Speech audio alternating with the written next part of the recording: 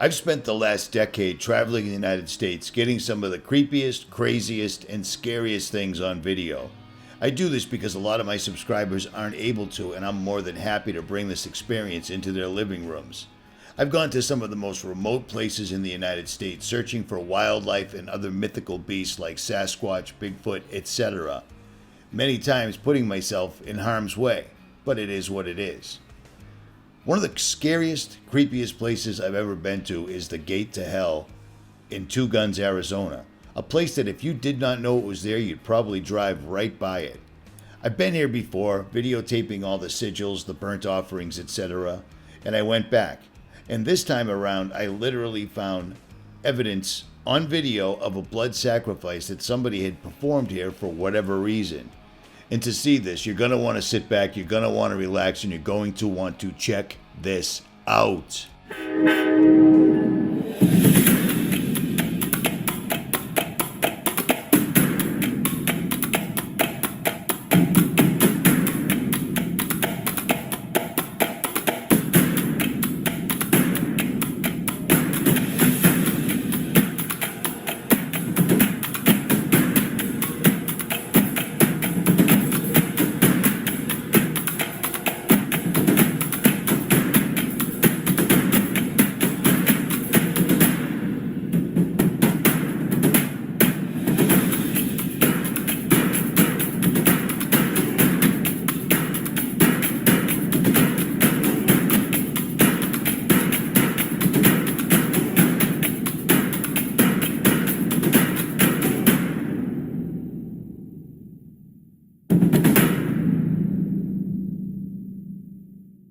But before we start this video, I'm going to ask you to hit that subscribe button as well as the little bell right next to it so you're notified of all new videos.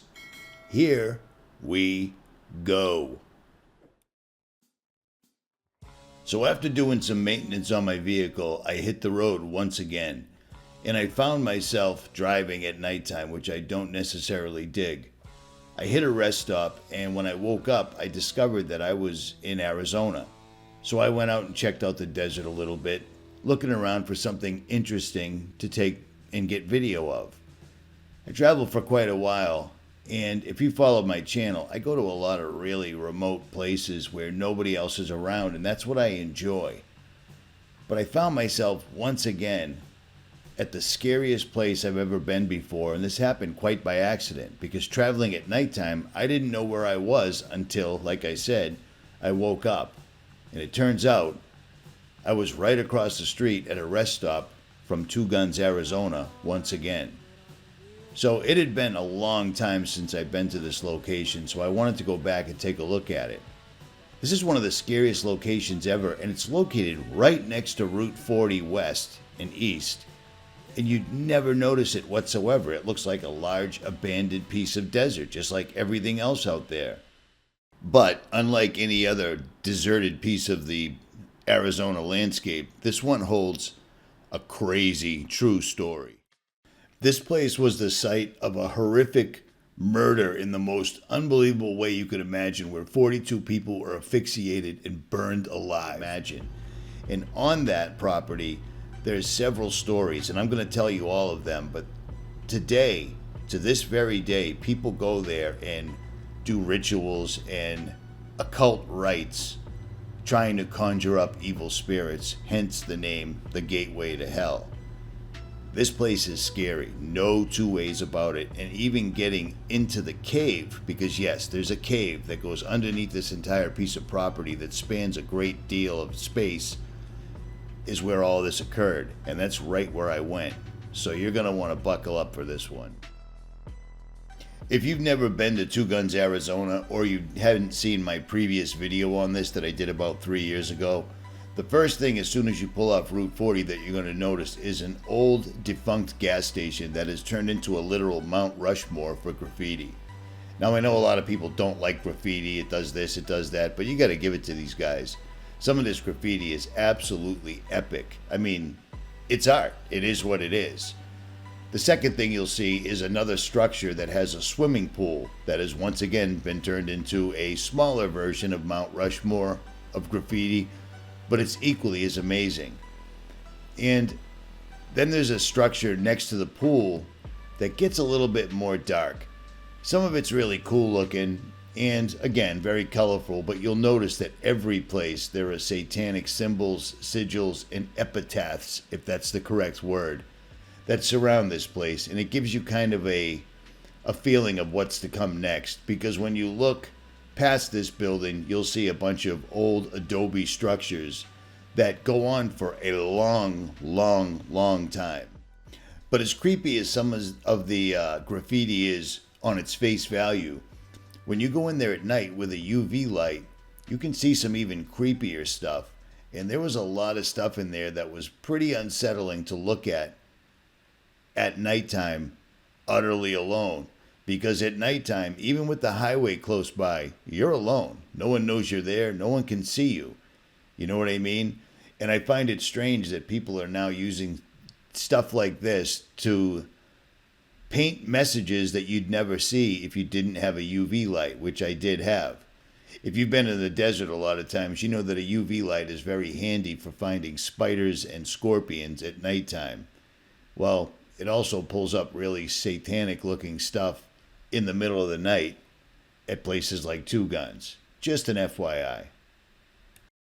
Now, because of the history of this particular piece of property or piece of land, it's hard to tell if these are original adobe structures or these were reconstructed from one of the previous owners. And again, I'll get into the history of all of that. But just taking it all in, for someone that comes from Massachusetts or for someone that doesn't live out in the desert, this is phenomenal. It's absolutely phenomenal, and it's massive. This goes on for a long time. Now, this aerial shot right here is going to show you how big and how far this entire Adobe community went on. I mean, it's massive. It's a large area. And when you're traveling all around it, there's lots to see. There's lizards and snakes and thorns and cactus and valleys and structures everywhere. I mean, this is a big place. But the craziest thing about this entire place is the entire story hinges on what's underneath this. And if you don't have a keen eye, you'll never find the location. But there's a cave underneath this property that holds the entire story. So let's start at the beginning, the recorded history of this place. In 1878, Apache raiders invaded a Navajo settlement. They killed everyone aside from 3 girls in the Navajo camp. Other Navajo leaders attempted to hunt down the Apache raiders who mercilessly killed most of their tribe. After searching high and low, the Apaches discovered the Navajos were hiding in an underground cave because one of the Apache raiders had chased a group of Navajos and somehow, mysteriously, they just seemed to have disappeared. This didn't stop the Apache raiders. They kept scouting the entire area, and while one of the Apaches was low crawling on his stomach, he noticed warm air coming out of a hole in the ground and what sounded like voices echoing. They quickly figured out that every time they chased these guys, the Navajos suddenly just disappeared without a trace, horses and all. After discovering their location in the cave, the Apaches decided they couldn't make their way into the cave, they'd have to do something else. They couldn't get into the cave because they would simply get killed. It was a very small opening. So what they decided to do was gather up all sorts of brush, sticks, twigs, anything that would burn, and they stuffed the entire entrance of the cave with this debris, and they set it ablaze. Now, the Navajos were hiding in this cave, 42 people, so the story goes, in total, and all their horses. The cave's entrance was big enough to get the people and the horses in, and that's what they did. So the Apaches set this on fire. The fire was so bad that the Navajos started slitting the throats and cutting off entire hindquarters of the horses to use the blood to put the fire out, to no avail. The fire completely killed all of them. Completely. Horses, everything. And for the Navajos that couldn't stand the smoke anymore and tried to exit, they were shot as soon as they exited the cave. And that's the story. That's the Apache Death Cave. something that I stumbled into completely and utterly by accident. I noticed the buildings on the side of the road and they were interesting to me, so I turned back, and after scouting around the entire area, I discovered an entrance in the ground. I had no idea in the world what this place was whatsoever at all. If I had known so many had died in here, I definitely wouldn't have gone in on my own, but I did. So hindsight is hindsight. But that's not the end of the story. This death cave was purchased in the early 1920s by homesteaders Earl and Louise Cundiff. They owned nearly 320 acres of land in the area, and they had built a trading post, a restaurant, a gas station, and even a post office. Travelers along the National Old Trails Highway, which became Route 66 in 1926, would stop here for a much-needed respite. Now, whether or not they knew the Apache Death Cave was there is unknown, and if they had known about the curse of the Navajo Indians is also unknown, something I couldn't find. But after the Cundiffs let go of the property, it came into possession of a guy named Harry E. Miller. Now, this guy was no joke. He had a much grander vision for this piece of property. Miller had leased some of the Cundiffs' land and by 1925 had opened a trading post of his own. He opened a zoo, complete with mountain lions, Gila monsters, snakes, scorpions, cougars, the usual. Well, how about the name of the place? Well, the story goes that Miller named the town in honor of the Western silent film actor William Surrey Hart, also known as Two Gun Bill, because his twin Colt 1851 Navy revolvers appeared in most of his 77 films. But you got to take this with a grain of salt, because Miller claimed to have worked with Two Guns on numerous projects. Now, you're going to have to remember this. This guy's a little wacky, because he also claimed to be a full-blooded Apache, which is kind of ironic, because if this property was cursed by the Navajos, being a full-blooded Apache, yeah, that wouldn't jive, and a real Apache wouldn't set up shop there. At any rate, going so far to refer to himself as Chief Crazy Thunder, he gave tours of the Apache Death Cave, selling skeletal remains to tourists. Because what could possibly go wrong selling the bones of people that were set on fire underground trying to use horse blood to put the fire out? I mean, what could possibly go wrong? Well, to answer my own question, all seemed to be going well until 1926, only a year after leasing the land. Miller and Earl Cundiff got into a disagreement over the lease's terms. So, being Two Guns, Arizona, Miller shot Cundiff in cold blood, killing the unarmed man. And for some reason, Miller was acquitted. He was mauled. This is crazy. After Miller was acquitted, he was mauled by not one, but two of his own mountain lions. And if that wasn't bad enough, he was then bitten by one of his own venomous Gila monsters. Now, you do remember me saying the curse of the Navajos. It seems like that curse is taking effect, because this guy's getting all screwed up by his own animals. The guy that leases the land to him ends up getting shot and killed by him, and then he's acquitted. But the curse continues to go forward. So listen to this. After getting attacked by his own animals, after shooting and killing the guy that leased him the land, and somehow he got acquitted, that story is very murky, but back in the early 1900s, you could pay off a judge or two, and etc. At any rate, after all this occurred, he left Two Guns, Arizona, and the state. And the curse didn't forget about him, because before he left, and after getting attacked by his own animals, etc., the entire property burned to the ground. So there you go. But he made sure to take plenty of turquoise jewelry, silver, and other expensive merchandise with him. Now, the widow, Louise Cundiff, she continued moving forward. She opened a new trading post and tourist shop after Miller's burned to the ground. She soon opened a new gas station too. Over time, Two Guns shed its outrageous reputation and thrived as several businesses, including motels, taverns, and even campgrounds, sprung up. Even Miller's zoo was revived and reopened. But the Renaissance did not endure. After the lone service station caught fire in 1971, folks began to find their gasoline elsewhere and tourism fell off a cliff. No pun intended. Two Guns was left for dust.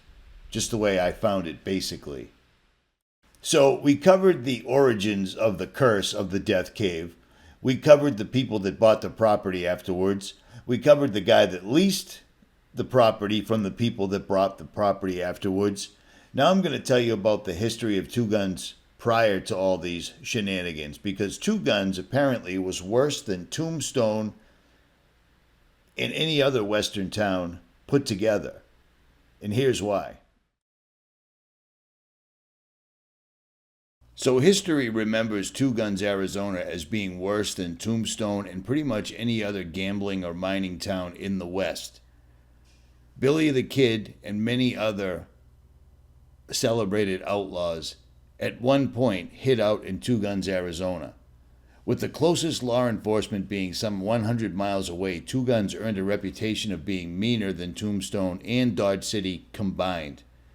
The main street, aptly referred to as Hell Street, and including 14 saloons, 10 gambling houses, 4 brothels, and 2 dance halls. I mean, that's a perfect recipe. What could possibly go wrong?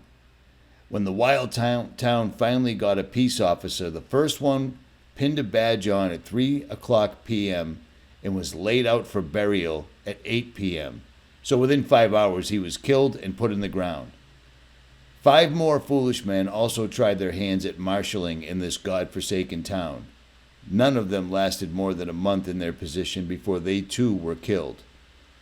Boot Hill Cemetery filled up fast, where at one time 35 graves could be seen with wooden markers and stone-covered mounds. All are gone today, because I couldn't find them, but that of Herman Wolf, a trader who passed away in 1899 and the only one to have died peacefully. You see what I'm saying? This was prior to anybody purchasing the property, but after it had already had been cursed by the Navajos and the Death Cave.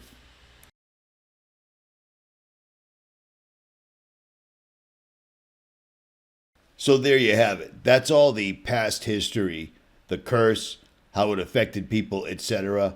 But what I want to jump into now is current day. I've been to this location 4 times in the past 4 years. And every time I've gone there, there has literally been evidence of satanic rituals, rites, etc. Now, in my last video, many people in the comments just laughed that off as teenagers having fun. But I'm going to show you why this is not accurate whatsoever at all. If you don't believe in Satanism, you should, because it believes in you.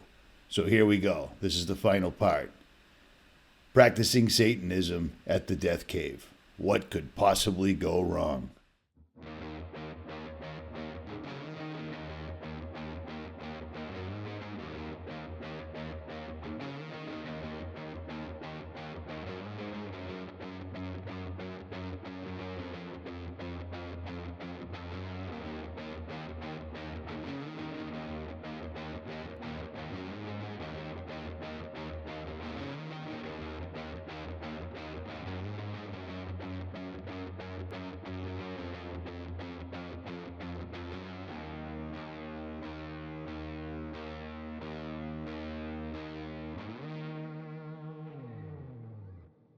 Hail Satan. Hail Satan. Hail Satan. Hail Satan. Indeed. So, if you haven't been paying attention in the last decade or so, Satanism has come out of the shadows and it's in the mainstream. It's in the government. It's in the schools. It's absolutely everywhere. So if you don't understand that, I don't know what to tell you. I literally did a video 10 years ago on my old channel that YouTube deleted where I went inside the Satanic Temple in Salem, Massachusetts, and it was nothing but a disgusting menagerie of sexual images, statues, tools, etc. that were considered quote-unquote art. It was disgusting. So when people say that nobody's worshiping Satan, I disagree completely, and whether you want to take the blinders off or not, that's totally up to you. But here we go. Real quick, let me interject that if you go over to the Satanic Temple's website, they're having a 30% off Black Friday sale today. So make sure you hit that red button, because selling your soul, now you get a discount. What's better than that? But I digress. When you walk around the property, you see what you would expect to see on an area that's completely unpoliced. There's no communities around it. It's basically abandoned. So people come in, they drink, they explore, and some people deface the property with graffiti, etc., which I've already shown you. But you can't help but notice that all over the place there's evidence of burnt offerings, there's bloody handprints here and there, and there's symbols and sigils all over this place. And these symbols and sigils are important because if you know anything about Satanism, you understand that these aren't just your run-of-the-mill things. These things go all the way back to the father of Satanism, Aleister Crowley, someone that you may or may not have heard of. But Aleister Crowley called himself the Beast 666. He was born October 12, 1875, and he died December 1st, 1947. He was an occultist, a writer, and he was a practitioner of magic, spelled with a K.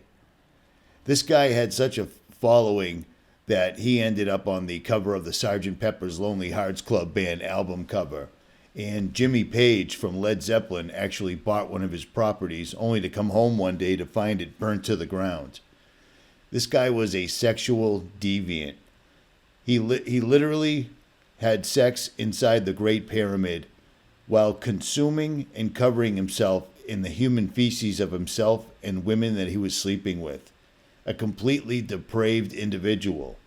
And the only reason I bring this guy up is because he was steeped in the occult. He was claimed to have opened a portal with Jack Parsons, the guy that started up Jet Propulsion's lab, and which is what caused the Roswell crash. That's what history says. That's not my opinion. I'm just telling you what history says. Ever since they opened that portal and couldn't close it, we've had nothing but quote-unquote UFOs all over the place, to the point where they're now actually admitting it. So there's that. But all over this property, you can literally find these exact images all over the place. This is not the casual observer. This is someone that is seriously involved in Satanism. And who else would go to a place like this, go in the cave, spill blood of themselves, an animal, or whatever, and then surround themselves with sigils and do burnt offerings in a place that's considered to be one of the gateways to hell? Now, in this final chapter on Satanism, I brought up all the topics of the current events in the world, how Satanism has come out of the shadows, and places like this. This is just one place in Two Guns, Arizona, a place that has been cursed by the ancient Navajo Indians, and it's completely covered in death, one way or the other. People to this very day are still going there and doing literal rituals. And the beauty about good and evil is if you pray, you can pray all you want, and your prayers will be answered. But chances are you're never going to see God until you're gone, or you're never going to see an angel until you're gone. But if you start messing around with black magic with a K, like Aleister explained in absolute detail, you will make contact one way or another. And that's what this entire place is. It's crazy. So let's take a look around this entire property, because on its face, it's beautiful. I just wanted to tell you exactly what's going on here and what people think and what people do here, in my opinion. So from a historical standpoint, this is amazing, and it's why I've spent so much time here every time I've gone here. You can't tell what's original, and you can't tell what was rebuilt over the years, whether it was the guy that built this place into an amusement park selling the bones of dead people to customers, or the people that built it up into a tourist attraction where there was a campground, there was actually a KOA, gas station, hotel, stores, etc. But walking around looking at this is amazing, because there's not too many places you're going to see ancient ruins, so to speak, pretty much undisturbed. Do you know what I mean? and it goes on for a very long time. And it's amazing how they live. When you look at this from the air or from a distance, you can barely notice it because they use everything from the earth. Timber and stone that match the surroundings perfectly. They're not disturbing nature. They're actually living with it, something that we have no clue how to do whatsoever anymore. And previously being a builder of homes and other structures, I appreciate the work that went into this entire setup. They used so little space, but they still allowed so many people to gather in this space because I'm assuming that it worked out well for heating a small area with a minimal amount of wood. But the timbers and the stonework is pretty amazing because some of this is original, some of it was rebuilt, but it's still standing. That's pretty amazing to me, especially out in harsh conditions like the desert, because the sun beating down all day will take you out no matter what you're made of. If you live in California, Arizona, Nevada, Wyoming, Florida, you know what I'm saying.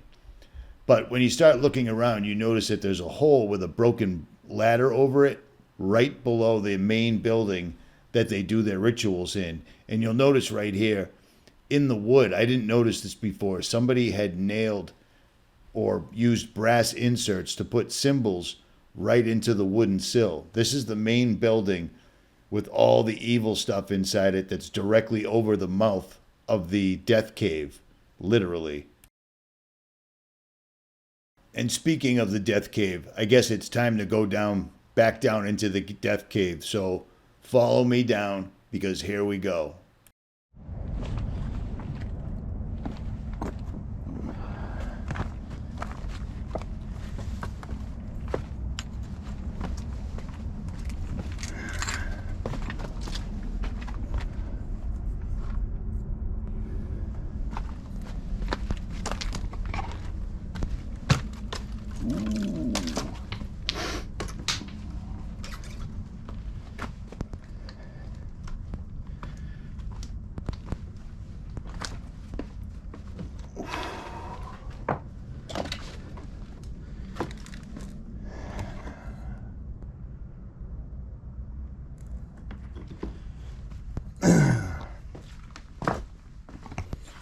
So I just got this from a Native American yesterday in Arizona. And I'm going to leave it here as kind of a peace offering.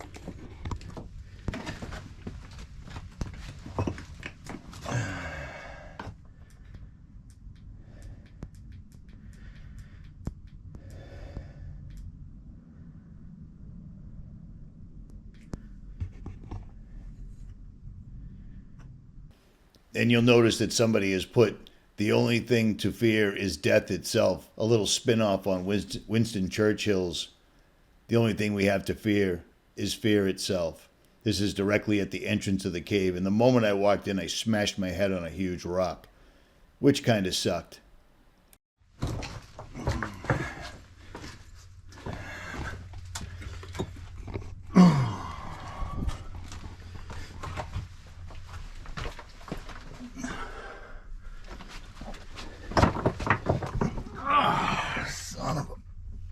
Oh, that hurt.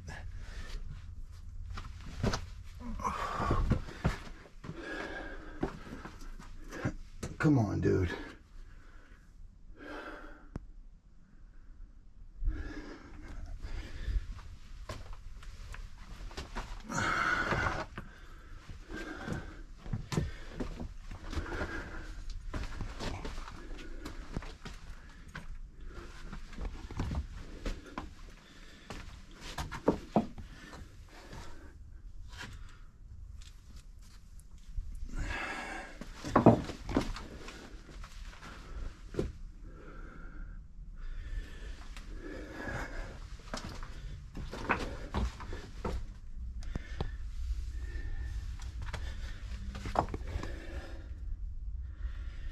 He's cold. It's cold out.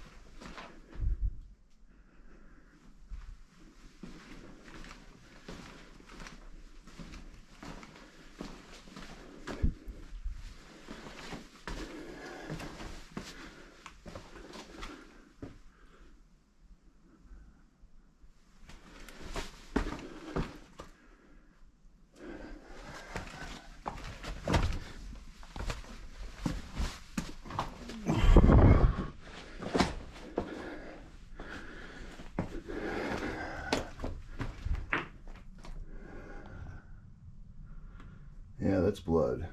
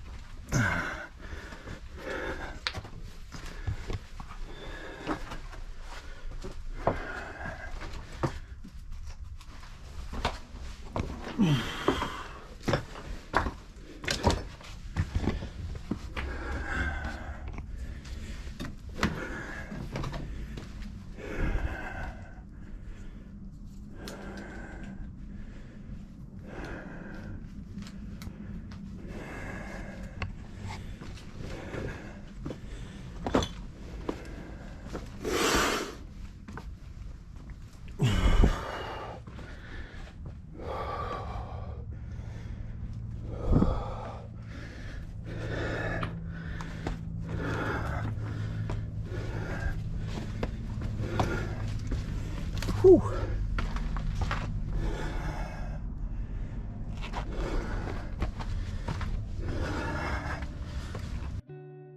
So a few years ago, I did a video on this exact same place, but when I had gone there originally, I just thought it was a cave. I had no idea the history or the lore behind any of this.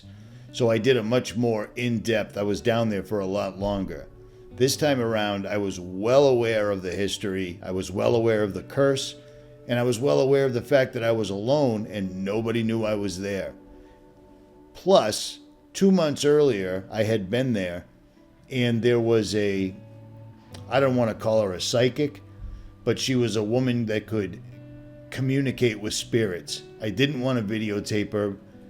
I didn't want anything to do with somebody talking to spirits, but what she told me is that she was getting the feeling that these people were cool with this, that they were good with this. And I have a hard time believing that people were cool with being trapped in a cave. I mean, this is where they were.